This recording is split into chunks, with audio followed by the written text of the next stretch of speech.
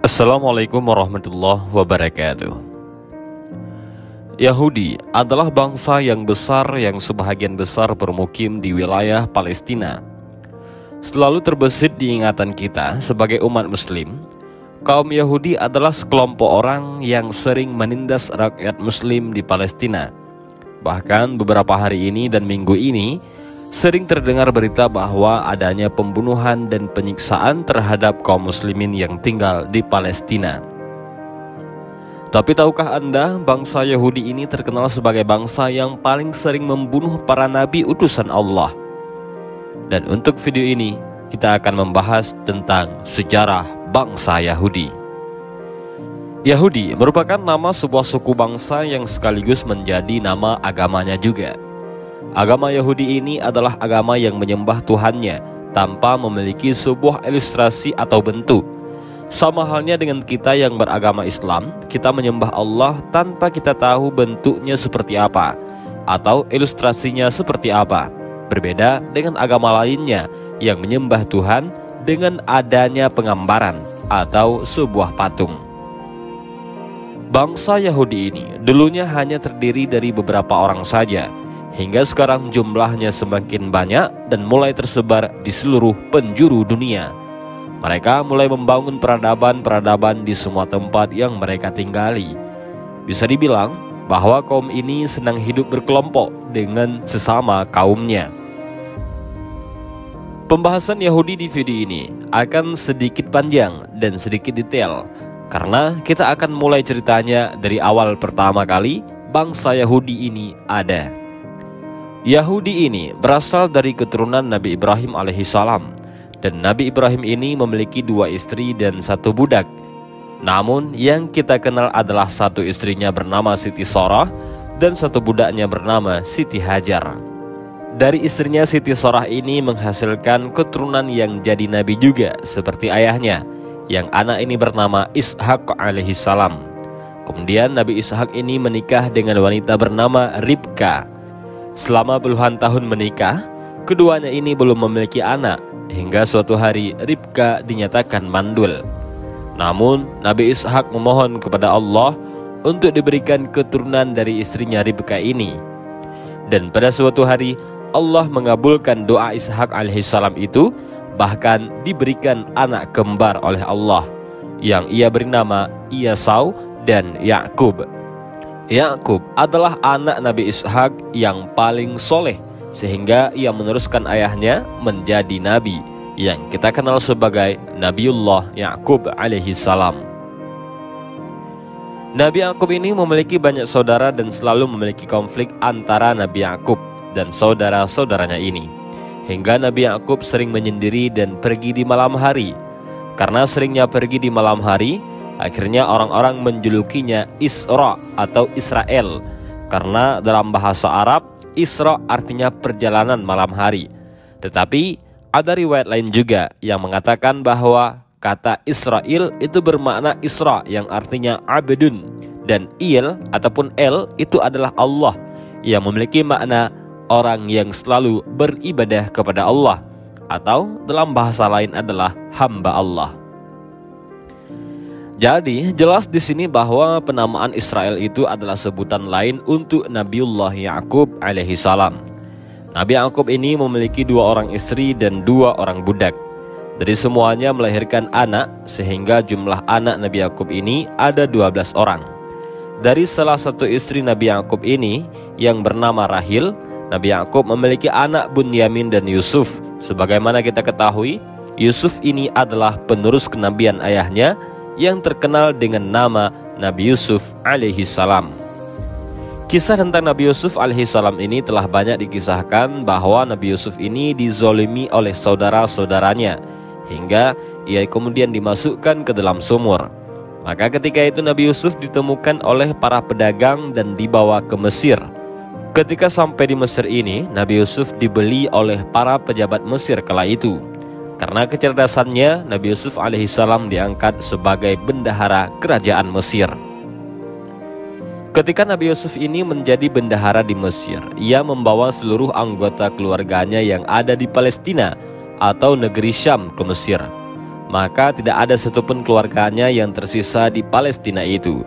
12 saudaranya dan ayah Nabi Yusuf alaihissalam yaitu Nabi Yakub semuanya dibawa ke Mesir. Selama di Mesir, seluruh keluarganya Nabi Yusuf ini diberikan tempat atau sebuah daerah di negeri Mesir itu dan diberikan fasilitas yang terbaik karena Nabi Yusuf alaihissalam sangat dihormati ketika itu. Seiring berjalannya waktu, keluarga Nabi Yusuf ini beranak pinaklah di daerah Mesir itu sehingga disebut dengan Bani Israel, artinya keturunan Israel, karena mereka semua keturunan dari Nabi Yakub alaihissalam. Selama Bani Israel ini di Mesir, mereka ini sangat dihargai dan hidup senang karena diberikan fasilitas yang sangat luar biasa. Mereka hidup mewah dan berkembang luar biasa. Namun setelah Nabi Yusuf wafat, suku terbesar di Mesir yang bernama suku Kipti ini mulailah mereka menekan kaum Bani Israel, dan suku Kipti ini mulai menjajah dan berusaha untuk mengusir Bani Israel dari tanah Mesir.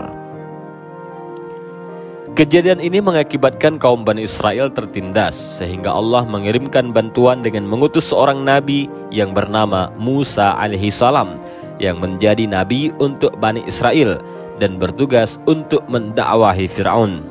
Nabi Musa alaihissalam ini banyak dikisahkan memiliki mukjizat-mukjizat yang sangat luar biasa. Yang paling terkenal adalah mukjizatnya yang dapat membelah Laut Merah. Tentu saja ini atas kuasa dan izin Allah Subhanahu wa taala. Dan sedikit di sini kita akan ceritakan tentang perjalanan Nabi Musa alaihissalam melindungi kaum Bani Israel. Di dalam Al-Quran diceritakan bahwa Nabi Musa alaihissalam ini memiliki 9 mukjizat. Yang pertama, pada suatu hari ketika musim kemarau yang sangat kering, kaum Bani Israel ini mengeluh kepada Musa karena kekurangan pasokan air. Di mana-mana air tidak ada. Sungai atau lembah oasis semuanya mengering dan bahkan sumur-sumur warga pun ikut mengering. Tatkala ketika itu kaum Bani Israel ini meminta hujan kepada Nabi Musa, lantas Nabi Musa pun berdoa memohon kepada Allah untuk diberikan air untuk kaumnya. Maka Allah berfirman, "Pukulkanlah batu itu dengan tongkatmu, hai Musa." Batu itu pun dipukul oleh Nabi Musa. Lalu seketika itu juga keluarlah 12 mata air dari dalam batu tersebut, sehingga dari air ini bisa memenuhi seluruh kebutuhan kaum Bani Israel dalam hal ketersediaan air. Dan dari sini mereka, kaum Bani Israel ini, menyaksikan mukjizatnya Nabi Musa alaihissalam. Mukjizat yang kedua, mereka menyaksikan terbelahnya Laut Merah. Ketika itu ada peristiwa Nabi Musa alaihissalam dan Bani Israel dikepung tentara dari kerajaan Mesir dan mulai tersudut di bibir pantai Laut Merah, yang di ujung lautan itu ada Palestina. Saat itu Allah berfirman, "Pukullah tongkatmu, hai Musa, ke laut itu." Maka terbelahlah Laut Merah tadi, sehingga Nabi Musa dan Bani Israel bisa lewat di tengahnya dan sampailah mereka di Palestina. Dan mukjizat ini pun betul-betul disaksikan oleh Bani Israel. Mukjizat yang ketiga adalah Bani Israel ini menyaksikan bahwa tongkat Nabi Musa ini berubah menjadi seekor ular yang besar. Ketika itu ada peristiwa Nabi Musa sedang beradu ilmu dengan 1000 dukun yang ada di Mesir. 1000 dukun ini adalah orang-orang suruhan Fir'aun, yang ketika itu Fir'aun ini sedang berupaya mengalahkan Nabi Musa. Peristiwa ini pun disaksikan juga oleh kaum Bani Israel. Maka yang keempat, mukjizat Nabi Musa adalah Nabi Musa memohon kepada Allah untuk mengirimkan bencana yang maha dahsyat yang menimpa kerajaan Fir'aun dan penduduk Mesir. Bencana itu berupa angin taufan yang meluluh lantakkan sebahagian besar peradaban Mesir. Tak hanya itu, Allah pun mengazab mereka dengan wabah belalang di mana-mana. Kemudian ada wabah katak dan kutu, dan terakhir Allah ubah semua air di bejana dan di sumur-sumur mereka menjadi darah. Mukjizat yang kelima yang disaksikan oleh kaum Bani Israel adalah selain menghadapi Raja Fir'aun yang kejam dan ingkar, Nabi Musa juga menghadapi pemuka Mesir saat itu yang kaya-kaya, yakni Qarun. Disebutkan oleh Ibnu Abbas bahwa Qarun masih saudara Nabi Musa dan hafal isi Taurat, namun mengingkari isi dan kenabian Nabi Musa. Makanya kita sering dengar istilah harta Qarun. Selanjutnya, mukjizat yang keenam, Nabi Musa ini bisa menghidupkan orang mati. Tentu saja ini karena rahmat dari Allah Subhanahu wa Ta'ala. Jadi di saat itu ada seorang laki-laki yang dibunuh dari kaum Bani Israel. Lantas tidak ada seorang pun yang tahu siapa pembunuhnya. Di saat itu Nabi Musa menghidupkan orang ini dan bertanya siapa yang membunuhnya. Lalu orang ini pun wafat lagi setelah ia menunjuk pembunuh dirinya. Dan kejadian ini tak luput juga dari pandangan kaum Bani Israel, karena pada saat itu ramai yang menyaksikan peristiwa ini. Sudah banyak yang Allah tunjukkan keajaiban untuk Bani Israel melalui Nabiullah Musa. Tetapi tetap saja Bani Israel ini masih saja keras kepala dan tidak mau taat kepada ajaran Musa dan taat kepada larangan Allah. Dan ada satu lagi mukjizat Nabi Musa ini yang menjadi kisah turunnya kitab Taurat. Taurat ini adalah kitab yang langsung ditulis oleh Allah. Taurat ini juga menjadi kitab sucinya umat Yahudi. Nabi Musa lah yang menjadi nabi perantara turunnya kitab suci satu ini. Kitab Taurat ini turun di Palestina dalam waktu 40 hari saja. Jadi ceritanya begini. Nabi Musa alaihissalam diperintahkan oleh Allah untuk pergi ke Bukit Tur yang familiar dengan nama Tur Sina. Jadi sebelum Musa berangkat ke Bukit Tur Sina selama 40 hari, Nabi Musa menitipkan kaumnya kepada Nabi Harun. Nabi Harun ini memiliki hubungan keluarga dekat dengan Nabi Musa. Maka dari situ berangkatlah Musa ke Bukit Tur Sina ini. Selama ditinggal Nabi Musa, Bani Israel menyembah berhala. Yang waktu itu berhala yang mereka sembah berbentuk patung anak sapi. Setelah 40 hari berselang, Nabi Musa pun pulang menemui kaumnya dan ia pun kaget melihat kaumnya sedang menyembah berhala dan sudah banyak dari mereka yang murtad. Sehingga Nabi Musa pun marah kepada Nabi Harun yang ia beri amanah untuk menitipkan kaumnya selama Musa pergi. Saking kesalnya, Nabi Musa sampai menarik rambut dan janggut Nabi Harun dan berkata, "Mengapa engkau biarkan mereka menyembah berhala selama aku tinggal?" Nabi Harun pun menjawab, "Mereka mengancam membunuhku jika melarang aktivitas mereka yang menyembah berhala." Lantas Nabi Musa pun memerintahkan kepada kaum Bani Israel bertobat dengan cara membunuh diri mereka sendiri masing-masing menggunakan pisau. Sungguh mengerikan sekali taubatnya dengan cara bunuh diri. Tapi karena keras kepalanya Bani Israel ini, mereka menolak perintah Nabi Musa untuk bunuh diri. Maka Nabi Musa pun meminta kepada Allah untuk mengangkat Bukit Tur Sina ke atas kepala mereka. Dan terangkatlah Bukit Tur Sina ini atas izin Allah. Kemudian terbang dan berhenti tepat berada di atas kepala kaum Bani Israel yang murtad ini. Maka Nabi Musa pun mengancam sekali lagi untuk segera bertobat dengan cara bunuh diri. Kalau tidak mau, maka akan dibantingkan Bukit Tur Sina ini kepada mereka semua. Karena ketakutan, orang-orang Bani Israel ini pun mulai bunuh diri satu persatu sehingga habislah orang-orang murtad yang menyembah berhala patung anak sapi itu. Dan Masya Allah, begitu keras kepala dan sombongnya orang-orang Yahudi ini. Berkali-kali mereka lihat mukjizat Nabi Musa di depan mata, tetapi tidak mau juga bertobat. Dan tidak hanya itu, mereka ini dulunya kaum yang tertindas oleh Mesir, kemudian diselamatkan oleh Nabi Musa dan diberikan nikmat yang banyak, diselamatkan dari kelaparan, tetapi tetap saja kufur. Singkat cerita, tatkala Nabi Musa, Nabi Harun dan Bani Israel sedang melakukan perjalanan menuju Palestina, melewati padang pasir yang begitu luas, dan rombongan ini dari jauh sudah melihat pintu gerbang dari negeri Palestina ini. Kemudian Nabi Musa memerintahkan kepada Nabi Harun dan Bani Israel untuk bersiap-siap perang melawan kabilah yang sudah ada di Palestina. Maksudnya mereka ingin merebut wilayah Palestina ini. Kala itu kabilah yang menghuni wilayah Baitul Maqdis ini adalah kabilah dari Kan'aniyun, Amariyah, Yubasiyah, dan Finnikiyah. Maka ketika Nabi Musa perintahkan untuk menyerbu Baitul Maqdis ini, kaum Bani Israel pun takut. Kaum Bani Israel tahu di Baitul Maqdis ini ada banyak pemimpin yang kejam dan pasukan-pasukan yang sangat banyak di sana. Akhirnya Bani Israel memilih untuk menunggu saja agar 4 kabilah ini keluar dari Baitul Maqdis. Kemudian baru kaum Bani Israel masuk menempati Baitul Maqdis. Namun Nabi Musa dan Nabi Harun menyemangati kaum Bani Israel untuk tetap berperang karena ini perintah Allah. Dan Nabi Musa pun memberikan kabar baik bahwasanya jika sekarang kita berperang, maka peperangan itu akan kita menangkan. Itu janji Allah kepadaku. Tetapi apa balasannya? Malahan Bani Israel ini berkata kepada Nabi Musa, "Engkau saja dan Harun berperang bersama Tuhanmu. Kami duduk-duduk saja di sini."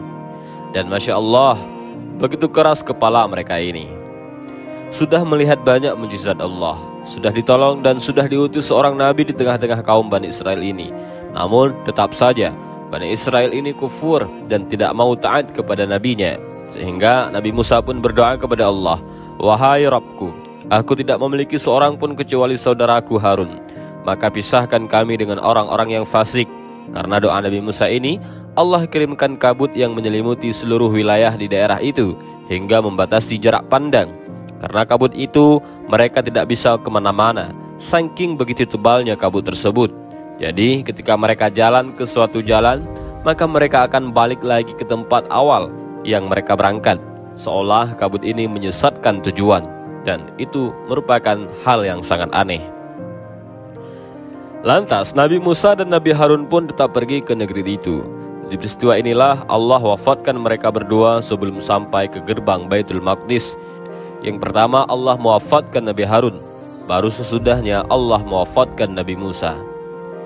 Setelah Nabi Musa dan Nabi Harun wafat, Allah menggantikan keduanya dengan Nabi Yusha' bin Nun. Dikisahkan Nabi Yusha' ini adalah teman sekaligus pendamping Nabi Musa ketika Nabi Musa hendak bertemu dengan Nabi Khidir. Kisah pertemuan antara Musa dan Khidir ini ma'ruf diceritakan di dalam Al-Quran, di dalam surah Al-Kahfi. Nabi Yusha' bin Nun inilah yang berhasil membawa Bani Israel ke dalam Baitul Maqdis. Allah menangkan peperangan antara tentara Nabi Yusha' dan kaum yang saat itu ada di Baitul Maqdis. Nah, dari kisah Nabi Yusha' ini kita bisa simpulkan bahwa Bani Israel ini adalah bukan asli dari Baitul Maqdis. Mereka adalah pendatang dan merebut wilayah Baitul Maqdis dengan peperangan yang awalnya mereka ini dikisahkan tinggal di Mesir, kemudian diusir dan diselamatkan Nabi Musa, terus pindah ke Palestina, hingga akhirnya bersama dengan Nabi Yusha' bin Nun merebut kota Baitul Maqdis dengan peperangan. Akhirnya Baitul Maqdis ini ditempati oleh kaum Bani Israel yang dipimpin oleh seorang nabi, yaitu Yusha' bin Nun alaihi salam. Maka setelah Nabi Yusha' wafat, Allah dikirimkan lagi nabi penggantinya, dan nabi ini pun wafat juga. Kemudian diganti lagi dengan nabi yang baru. Begitulah seterusnya, selalu digantikan dengan nabi yang baru. Pokoknya kaum Bani Israel ini selalu dipimpin oleh nabi utusan Allah. Akhirnya Bani Israel bosan, masa pimpinan kami selalu dari kaum nabi, maka kami mau dipimpin oleh seorang raja. Nah, ketika itu nabi terakhir yang diutus ke mereka sebelum pemerintahannya berubah menjadi kerajaan adalah Nabi Samuel.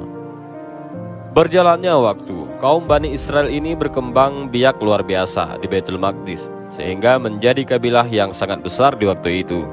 Dan tak jauh dari Baitul Maqdis ada suatu kaum yang bernama Jalut.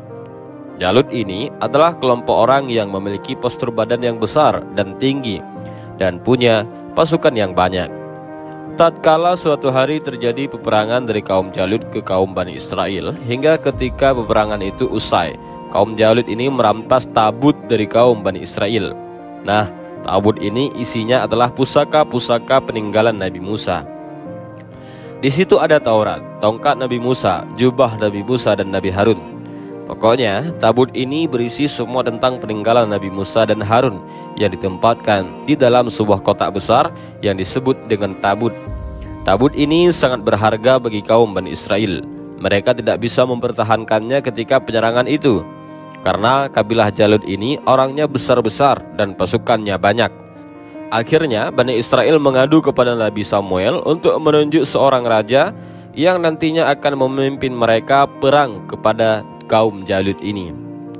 Lalu atas perintah Allah Subhanahu wa Ta'ala, Nabi Samuel menunjuk seseorang di antara kaum Bani Israel ini menjadi seorang raja, dan orang tersebut bernama Talut. Talut ini adalah raja pertama bagi kaum Bani Israel. Namun keputusan Nabi Samuel ini banyak sekali yang menantang, dikarenakan Talut ini adalah orang miskin. Kerjaannya sehari-hari hanya mengembala keledai, dan mereka menolak lantaran si Talut ini tidak punya nasab, tidak punya harta, dan berasal dari kaum bawah. Mereka ingin raja itu yang berwibawa, kaya, dan punya kasta tinggi di antara kaum Bani Israel. Dan begitulah, Masya Allah, begitu sulit diaturnya kaum Bani Israel ini. Akhirnya pada suatu hari Allah mengutus malaikat untuk menaikkan derajat Talut ini di depan kaum Bani Israel. Jadi malaikat ini mengambil tabut dari Jalut. Dengan begitu saja tabut ini diserahkan kepada si Talut tanpa melakukan hal apapun. Dari situlah sebahagian besar mulai mau mengikuti Talut, tapi ada sebahagian lainnya yang tetap keras kepala, tidak mau taat dan mau menolaknya.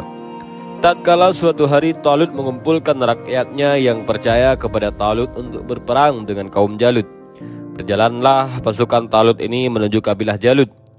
Ketika telah berhadap-hadapan antara kedua kaum ini, banyak dari kaum Talut yang mundur dan pulang karena melihat orang-orang kaum Jalut ini badannya besar-besar dan pasukan Jalut ini luar biasa banyak, hingga pada akhirnya tersisalah sedikit dari pasukan Raja Talut ini. Dari pasukan yang sedikit ini, Raja Talut menawarkan kepada anggota pasukannya, siapa yang bisa membunuh pemimpin kabilah Jalut, maka akan kunikahkan ia dengan putriku dan akan meneruskanku sebagai raja di kemudian hari. Mendengar sayembara ini, malahan kaum Bani Israel ini banyak yang pulang. Mereka pikir mustahil untuk bisa melakukannya, dan ini sama saja dengan aksi bunuh diri. Tapi akhirnya dari sisa pasukan Raja Talut yang sedikit ini, ada seorang anak muda yang tiba-tiba maju ke depan dan melempar tombaknya hingga mengenai Raja Jalut. Seketika itu pun Raja Jalut tewas. Anak muda ini bernama Daud, yang nantinya kita kenal sebagai nabi sekaligus raja dari kaum Bani Israel. Jadi di ketika itu, kalau di situasi peperangan raja mereka tewas, maka peperangan akan usai dan dimenangkan oleh pihak rajanya yang masih hidup. Maka akhirnya Daud ini dinikahkan oleh putrinya Raja Talut, hingga pada suatu hari Raja Talut wafat dan digantikan oleh Daud. Daud pun menjadi raja sekaligus nabi ketika itu. Dan di masa ini kaum Bani Israel dipimpin oleh Nabiullah Daud alaihissalam. Puncak kejayaan Bani Israel itu ketika dipimpin oleh seorang nabi dan raja setelah Nabi Daud wafat. Raja satu ini membawa Bani Israel kepada kesuksesan terbesar sepanjang sejarah. Tidak ada seorang raja pun sebelum dan sesudah raja ini yang kekuasaannya paling luas dan besar. Raja ini bahkan tak hanya menjadi raja dari golongan jin, melainkan raja ini pun menjadi raja dari golongan jin, hewan, dan tumbuh-tumbuhan. Jadi seluruh makhluk hidup di bumi ketika itu patuh kepada raja yang soleh ini. Semuanya tunduk karena Allah beri kekuasaan yang amat luas. Dan diriwayatkan disebutkan bahwa hanya ada 4 raja yang kekuasaannya luas di muka bumi ini. 2 dari golongan kafir dan 2 dari golongan yang orang yang beriman. Yang 2 dari golongan kafir bernama Bukhtun Nasar dan Fir'aun Namrud. Sedangkan yang beriman adalah Zulkarnain dan Sulaiman. Ya, raja setelah Nabi Daud adalah Nabiullah Sulaiman alaihissalam. Nabi ini bisa berbicara dengan hewan, tumbuhan, dan dari dimensi jin. Dan Masya Allah, ini raja alam nyata dan alam gaib. Bahkan banyak bangunan istana ketika itu yang dibuat oleh bantuan jin atas perintah dari Nabi Sulaiman alaihissalam. Nabi Sulaiman alaihissalam ini adalah putra dari Nabi Daud alaihissalam, yang meneruskan Nabi Daud alaihissalam sebagai raja dari Bani Israel. Tatkala suatu hari Nabi Sulaiman wafat di kursi singgasananya, yang ketika itu kaum jin sedang bekerja membangun sesuatu atas perintah Nabi Sulaiman. Setelah berselang beberapa hari, tongkat Nabi Sulaiman ini dimakan rayap, sehingga Nabi yang wafat di kursi singgasananya ini jatuh tersungkur dan disaksikan oleh kaum jin. Nah, mereka ini ternyata tidak tahu bahwa Nabi sudah wafat dari beberapa hari yang lalu. Akhirnya jin ini berhenti bekerja dan mulai meninggalkan istana Nabi Sulaiman. Dari sini kita bisa tahu bahwa jin ini tidak mengetahui hal gaib. Lantas kenapa banyak orang yang menyembah berhala atau datang ke dukun meminta kekuasaan? Padahal dukun dan berhala ini kerjaannya jin. Sementara jin tidak tahu yang gaib. Ya, tentu saja apa yang diucapkan jin dan dukun adalah dusta. 99 dari 100 perkataan mereka adalah dusta, karena yang mengetahui hal gaib seperti kiamat, takdir seseorang dan sebagainya adalah hanya Allah Subhanahu wa ta'ala. Di zaman Nabi Sulaiman ini dibangunlah sebuah bangunan yang bernama Haikal Sulaiman. Nabi Sulaimanlah orang yang pertama kali membangun Masjidil Aqsa. Selama hidupnya Nabi Sulaiman meminta 3 hal kepada Allah. Yang pertama, ia meminta suatu kaum yang sesuai dengan hukum Allah. Yang kedua, agar diberikan kekuasaan yang tidak pernah diberikan kepada siapapun sebelum atau sesudahnya. Dan yang ketiga, siapapun yang selesai sholat di Masjidil Aqsa ini, ia akan dihapuskan seluruh dosanya seperti anak yang baru dilahirkan. Yang dilakukan orang-orang Yahudi sekarang ini adalah mereka ini sedang menggali dan mencari lokasi tepatnya di mana Haikal Sulaiman ini didirikan. Mereka ini berencana membangun kembali Haikal Sulaiman yang sudah lama terpendam. Menurut sejarah, lokasi Haikal Sulaiman ini berada di atas Masjidil Aqsa, dan sampai hari ini, detik ini, mereka masih saja terus menggali untuk mendapatkan situs ini.